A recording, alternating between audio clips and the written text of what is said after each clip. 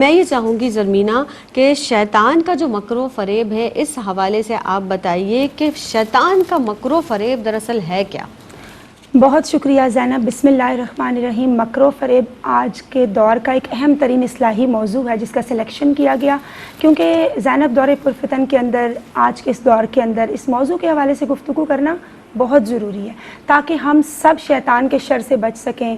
ہم کیسے بچ سکتے ہیں، قرآن و حدیث کی تعلیمات کے اکارڈنگ اپنی سیرت و کردار میں روشنی کیسے پیدا کر سکتے ہیں، یہ ہم سب کے لیے اصلاح کا ایک بہت بڑا پیارا اور اچھا پروگرام ہے۔ اللہ تعالیٰ ہم سب کو عمل کی توفیق عطا فرمائے۔ جیسا کہ آپا جان نے بڑی خوبصورتی سے وضاحت کی کہ مکر و فریب، جھوٹ، دھوکہ دہی، وعدہ خلافی، ان تمام صورتیں مکر و فریب کی ہی مختلف اشکال ہیں۔ اب قرآن پاک میں بھی اور حدیث مبارکہ میں اس حوالے سے ہماری بھرپور رہنمائی کی گئی ہے۔ قرآن پاک میں سورہ بقرہ میں فرمایا گیا یخادعون اللہ والذین آمنوا وما یخدعون الا انفسهم وما یشعرون، یعنی وہ لوگ جو مکر و فریب کرتے ہیں وہ دراصل خود کو ہی دھوکہ دے رہے ہوتے ہیں۔ پھر ایک موقع پر ان کو خطارن کفور کہہ کر مخاطب کیا گیا، ان کا ذکر کیا گیا کہ یہ لوگ بے ادبی کرنے والے ہیں۔ اس کا مفہوم ہے یعنی اللہ تعالیٰ کی نافرمانی کرنے والے ہیں، ناشکری کرنے والے ہیں، نعمتوں کی قدر نہیں کرتے، جو مکر و فریب میں مبتلا ہیں۔ اب شیطان کو کھلا دشمن قرار دیا گیا، عدو مبین کہا گیا ہے۔ تو شیطان دنیا کی لذات کو، خواہشات کو، نفسانی خواہشات کو بیوٹیفائی کر کے نا آسائشات کو انسان کو دکھاتا ہے۔ انسان متاثر ہو جاتا ہے، اس کے رستے پر چل پڑتا ہے، حسد، بغض، عناد، کینہ، نفرت اور طمع اور حرص میں مبتلا ہوتا چلا جاتا ہے۔ تو یہاں میں یہ بھی ضرور ایڈن کرنا چاہوں گی کہ نفس اور شیطان دو چیزیں ہیں نا، تو ڈیفرینشیٹ کیسے ہوگا کہ شیطان کا بہکاوا ہے یا نفس ہمیں اکسا رہا ہے۔ تو نفس کا یہ ایک ڈیفرینشیشن علماء کرام نے بتایا، اسکالرز نے، کہ جو چیز آپ کو فوراً اکساتی نہیں، یہ صبر نہیں کرتا، فوراً کر لیں، فوراً یہ چیز کھانی ہے، یہ چیز، یہ نعمت مجھے چاہیے، یہ لباس، یہ کوئی بھی ایز سو آن یہ چیزیں ہو سکتی ہیں۔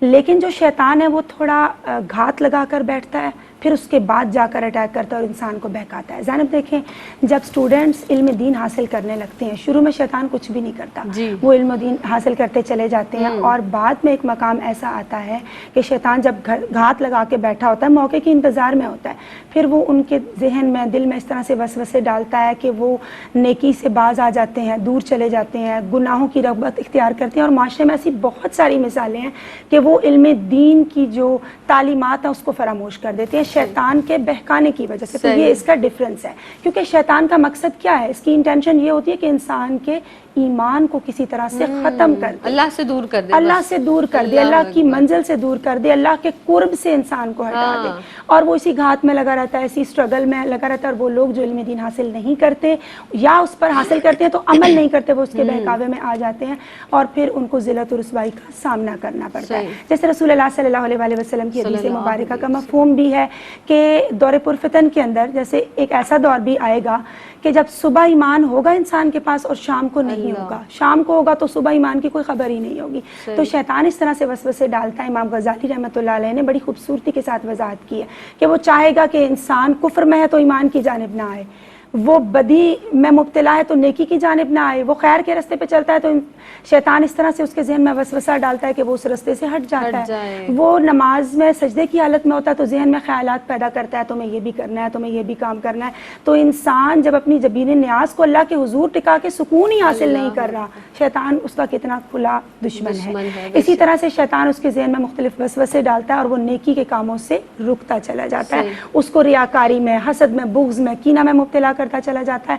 اور شیطان ہی ہے جو انسان کو اللہ کی حکم عدولی پر مجبور کرتا ہے کہ اللہ کا حکم نہ مانو، اس سے ظلم بھی کروا سکتا ہے، اس سے زیادتی بھی کروا سکتا ہے۔ اور پھر ایسے لوگ زینب دیکھیں مکر میں کیسے مبتلا ہوتے ہیں جو شیطان کے بہکاوے میں ہوتے ہیں۔ وہ کہتے ہیں، خود کو بڑا فنکار سمجھتے ہیں کہ ہم نے کسی کو دھوکہ دیا، لوگ ہم سے اپنی باتیں شیئر کرتے ہیں، امانت رکھواتے ہیں، کتنے بے وقوف ہیں۔ وہ لوگ بے وقوف نہیں ہوتے، وہ شیطان انسان کے مکر میں مبتلا ہوا ہوتا ہے۔ پھر ایک اور موقع پر فرمایا گیا یا ایھا الذین آمنوا لا تتبعوا خطوات الشیطان الذی یوسوس فی صدور الناس، کے شیطان کے بہکاوے میں مت آنا، اس کے راستے پر مت چلنا، اس کی پیروی مت کرنا، کیونکہ تمہیں اس راستے کی سمت لے جائے گا جو عداوت، حسد، بغض، فضول خرچی کی جانب لے آتی ہے۔ آپ دیکھیں، ہم کبھی اللہ کی راہ میں خرچ کرنے لگتے ہیں تو بعض اوقات شیطان کا وسوسہ آتا ہے کہ مت کرنا، غریب ہو جاؤ گے۔